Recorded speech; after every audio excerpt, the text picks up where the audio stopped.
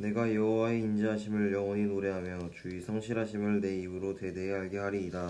내가 말하기를 인자심을 영원히 세우시며 주의 성실하심을 하늘에서 견고히 하시리라 하였나이다. 주께서 이르시되 나는 내가 택한 자와 언약을 맺으며 내 종 다윗에게 맹세하기를 내가 내 자손을 영원히 견고히 하며 내 왕위를 대대에 세우리라 하셨나이다. 여호와여 주의 기이한 일을 하늘이 찬양할 것이요 주의 성실도 거룩한 자들이 모임 가운데서 찬양하리이다. 무릇 구름 위에서 능히 여호와와 비교할 자 누구며 신들 중에서 여호와 같은 자 누구리이까. 하나님은 거룩한 자의 모임 가운데에서 매우 무서워할 이시오며 둘러있는 모든 자 위에 더욱 두려워할 이시니이다. 여호와 만군의 하나님이여 주와 같이 능력 있는 이가 누구리이까. 여호와여 주의 성실하심이 주를 둘렀나이다. 주께서 바다의 파도를 다스리시며 그 파도가 일어날 때 잔잔하게 하시나이다. 주께서 라합을 죽임 당한 자 같이 깨뜨리시고 주의 원수를 주의 능력의 팔로 흩으셨나이다. 하늘이 주의 것이요 땅도 주의 것이라. 세계와 그 중에 충만한 것을 주께서 건설하셨나이다. 남북을 주께서 창조하셨으니 다불과 헤로온이 주의 이름으로 말미암아 즐거워하나이다. 주의 팔에 능력이 있어하며 주의 손은 강하고 주의 오른손은 높이 들리우셨나이다. 의와 공의가 주의 보좌의 기초라. 인자함과 진실함이 주 앞에 있나이다. 즐겁게 소리칠 줄 아는 백성은 복이 있나니 여호와여 그들이 주의 얼굴빛 안에서 다니리로다. 그들은 종일 주의 이름 때문에 기뻐하며 주의 공의로 말미암아 높아지오니. 주는 그들의 힘의 영광이심이라. 우리의 뿔이 주의 은총으로 높아지리오니. 우리의 방패는 여호와께 속하였고 우리의 왕은 이스라엘의 거룩한 이에게 속하였기 때문이니이다. 그때 주께서 환상 중에 주의 성도들에게 말씀하여 이르시기를 내가 능력 있는 용사에게는 돕는 힘을 더하여 백성 중에서 택함 받은 자를 높였으되 내가 내 종 다윗을 찾아내어 나의 거룩한 기름을 그에게 부었도다. 내 손이 그와 함께하여 견고하게 하고 내 팔이 그를 힘있게 하리로다. 원수가 그에게서 강탈하지 못하며 악한 자가 그를 곤고하게 못하리로다. 내가 그의 앞에서 그 대적들을 박멸하며 그를 미워하는 자들을 치려니와 나의 성실함과 인자함이 그와 함께하리니 내 이름으로 말미암아 그의 뿔이 높아지리로다. 내가 또 그의 손을 바다 위에 놓으며 오른손을 강들 위에 놓으리니 그가 내게 부르기를 주는 나의 아버지시요 나의 하나님이시요 나의 구원의 바위시라 하시리로다. 내가 또 그를 장자로 삼고 세상 왕들에게 지존자가 되게 하며 그를 위하여 나의 인자함을 영원히 지키고 그와 맺은 나의 언약을 굳게 세우며 또 그의 후손을 영구하게 하여 그의 왕위를 하늘의 날과 같게 하리로다. 만일 그의 자손이 내 법을 버리며 내 규례대로 행하지 아니하며 내 율례를 깨뜨리며 내 계명을 지키지 아니하면 내가 회초리로 그들의 죄를 다스리며 채찍으로 그들의 죄악을 벌하리로다. 그러나 나의 인자함을 그에게서 다 거두지는 아니하며 나의 성실함도 패하지 아니하며 내 언약을 깨뜨리지 아니하고 내 입술에서 낸 것은 변하지 아니하리로다.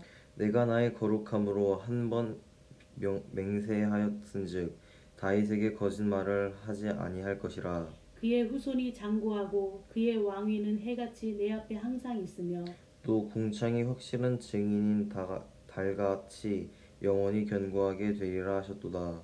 그러나 주께서 기름 부음 받은 자에게 놓아사 물리치셔서 버리셨으며 주의 종의 언약을 미워하사 그의 관을 땅에 던져 욕되게 하셨으며 그의 모든 울타리를 파괴하시며 그 요새를 무너뜨리셨으므로 길로 지나가는 자들에게 다 탈취를 당하며 그의 이웃에게 욕을 당하나이다. 주께서 그의 대적들의 오른손을 높이시고 그들의 모든 원수들은 기쁘게 하셨으나 그의 칼날은 둔하게 하사 그가 전장에서 더 이상 버티지 못하게 하셨으며 그의 영광을 그치게 하시고 그의 왕위를 땅에 엎으셨으며 그의 젊은 날들을 짧게 하시고 그를 수치로 덮으셨나이다. 여호와여 언제까지니까 스스로 영원히 숨기시리이까. 주의 노가 언제까지 불붙듯 하시겠나이까. 나의 때가 얼마나 짧은지 기억하소서. 주께서 모든 사람을 어찌 그리 허무하게 창조하셨는지요. 누가 살아서 죽음을 보지 아니하고 자기의 영혼을 스올의 권세에서 건지리이까. 주여 주의 성실하심으로 다윗에게 맹세하신 그 전에 인자하심이 어디 있나이까. 주는 주의 종들이 받은 비방을 기억하소서. 많은 민족의 비방이 내 품에 있사오니 여호와여 이 비방은 주의 원수들이 주의 기름 부음 받은 자의 행동을 비방한 것이로소이다. 여호와를 영원히 찬송할지어다. 아멘 아멘. 시편 89편 아주 긴 편에 속하지만 이 안에 들어있는 문장의 그 종류라고 할까 단락이 세 개가 구성이 되어 있는 시편이니까 긴 편입니다. 그리고 이제 이 시편을 시작하는 데 있어서 처음에 전해주는 우리들에게 제시하는 이 단어가 내가라는 사람과 여호와의 인자하심을 영원히 노래하며라고 얘기했는데 이 내가라는 사람이 누구인가? 하나님에게 언약을 받은 자죠. 그러니까 우린 일반적으로 이제 다윗을 생각을 하는데 여기에 보면 여호와의 인자하심을 영원히 노래한다라고 하는 이 단어가 여호와의 인자하심이라고 하는 이 단어, 이게 바로 헤세드라는 말로 우리들에게 이제 회자가 되고 있는 단어이고 그것이 바로 하나님께서 우리에게 주신 사랑이기도 하고 그것이 바로 예수 그리스도의 희생으로 우리들의 모든 죄악된 면을 갚아주셨다.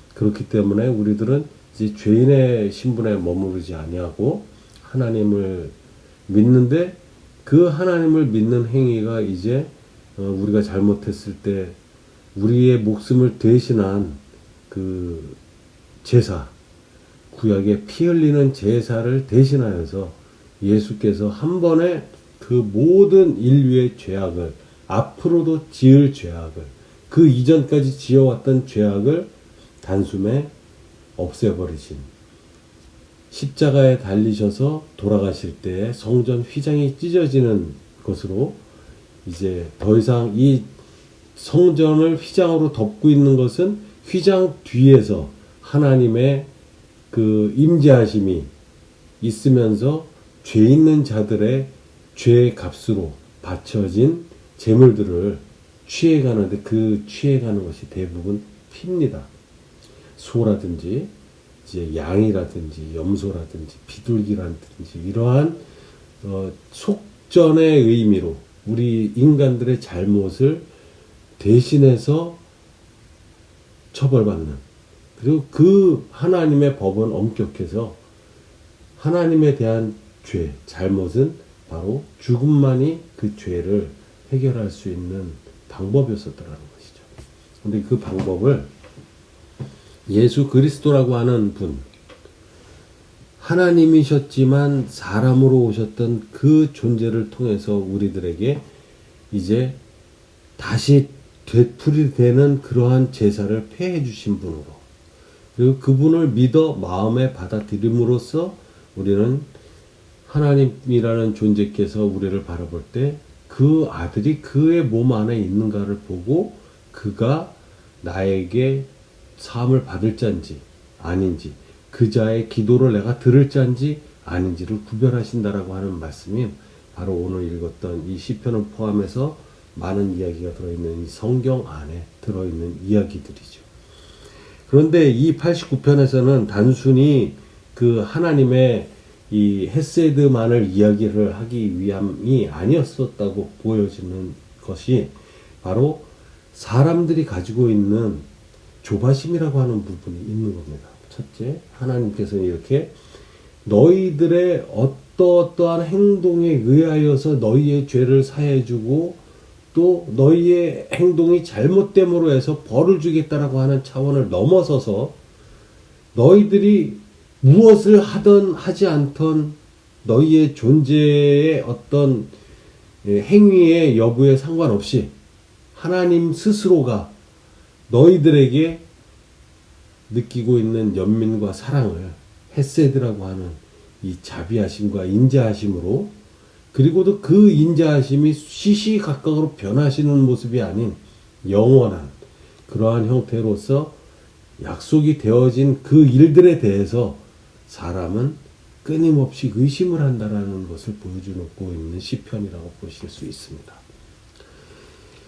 읽다 보면 19절에 가서 그때 주께서 환상 중에 주의 성도들에게 말씀하여 이르시기를 내가 능력이 있는 용사에게 돕는 힘을 더하며 백성 중에 택함 받은 자를 높였으되 내가 내 종 다윗을 찾아내어 나의 거룩한 기쁨을 그에게 부었도다.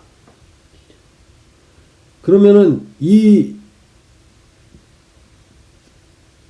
하나님께서 하신 일이신지 아니면은 사람들이 한 일인지 이 상황을 놓고 보게 되면은 이 일은 분명히 하나님께서 신께서 사람을 향하여서 행했었던 일을 다시 한번 일깨우고 있는 부분이 시작되고 있고 그 다음에 38절로 가면 그러나 주께서 주의 기름 부음 받은 자에게 노하사 물리쳐서 버리셨으며 라는 이 단어가 들어있는 것으로 보아 이 아랫부분은 사람이 역시 이 지키지 못하고 있었던 부분들에 대해서 여호와께서 노했다.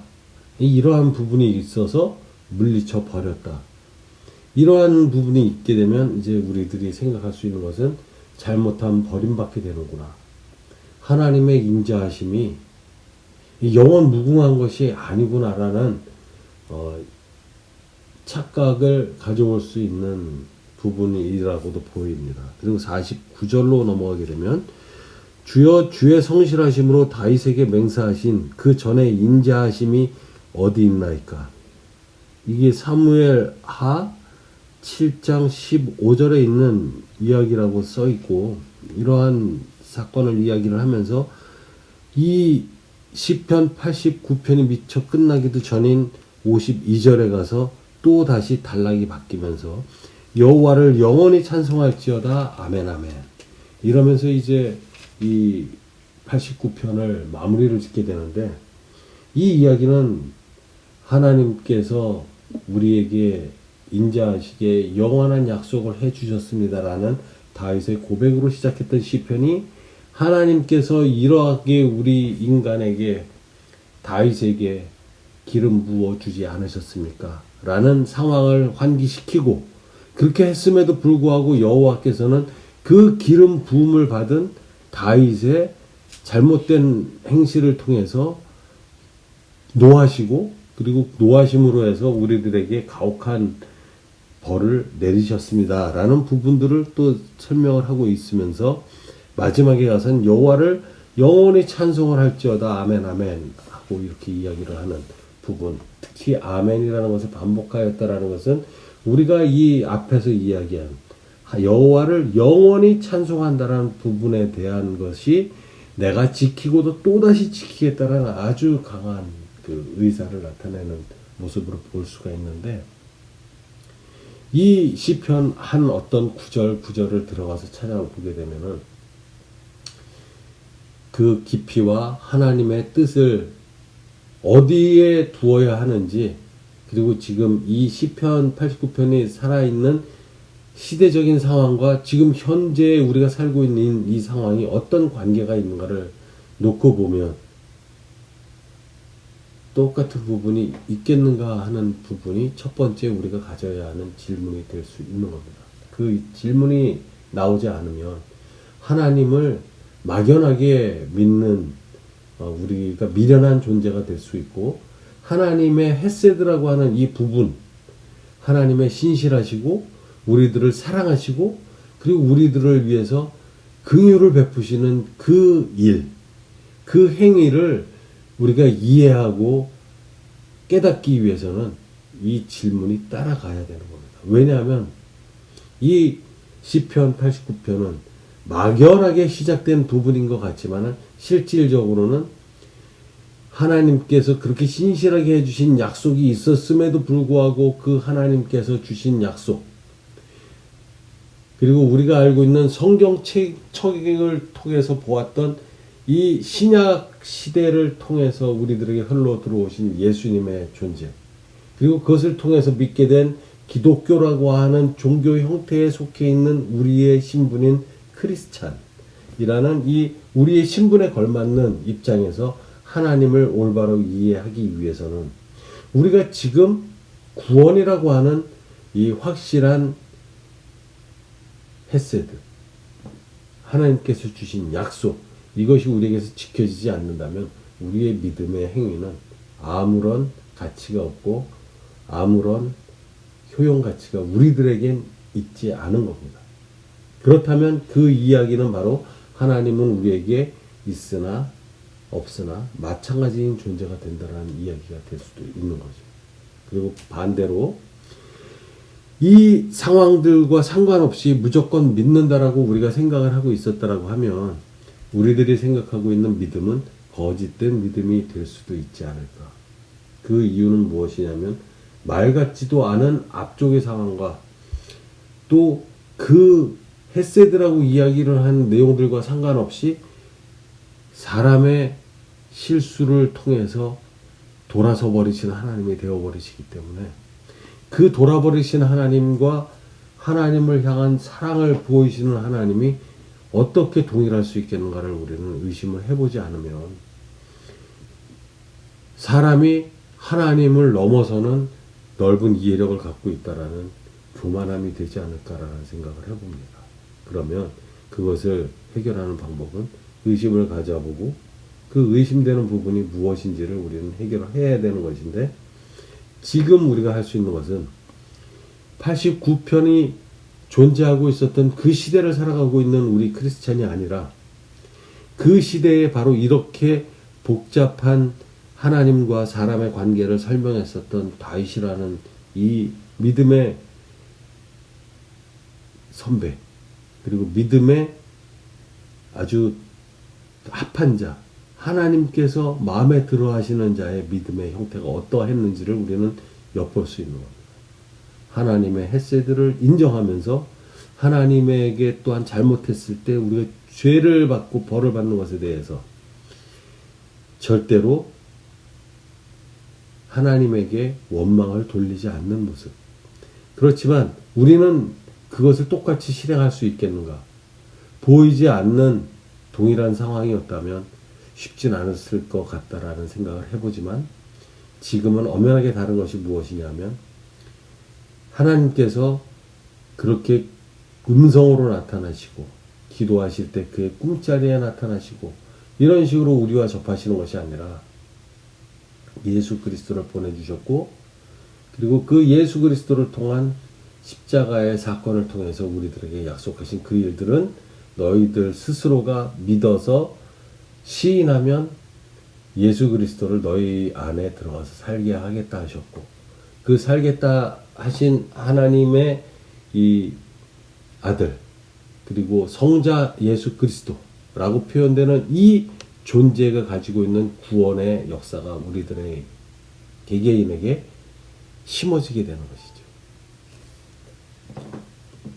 그래서 우리들에게는 그 바로 이러한 어떤 하나님의 뜻에 맞게 살기 위해서 노력을 해야 하는 이러한 새로운 노력을 하고 연구를 하는 부분들에 대한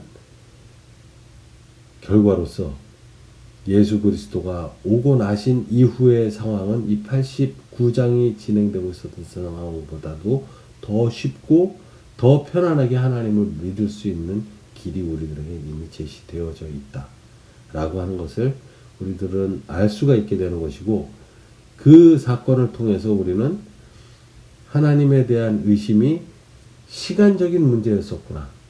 예수 그리스도라는 존재가 있음과 없음의 차이, 십자가라는 것이 있음과 없음의 차이로 인해서 이것이 우리들에게 그 하나님이 헤세드로서 우리에게 다가오셨지만 벌을 주시는 하나님으로 바뀔 수 있다라는 두려움을 넘어서 그 두려운 사건이 설사 있게 된다 하더라도 다시 우리들 안에 있는 그 믿음의 시작인 예수 그리스도께서 우리들의 안에 들어와서 함께 살기 시작하신 그 사건을 하나님께서는 보시고 기억해 주시고 그것을 인지하심으로 우리들의 사람의 힘으로 어찌할 수 없는 연약한 상태에 있는 우리들의 모든 나약한 삶 가운데 하나님께서 함께하고 계시다라는 것을 우리들에게 보여주고 있는 것을 깨닫게 해주는 시편 89편이라고 생각하게 되었습니다.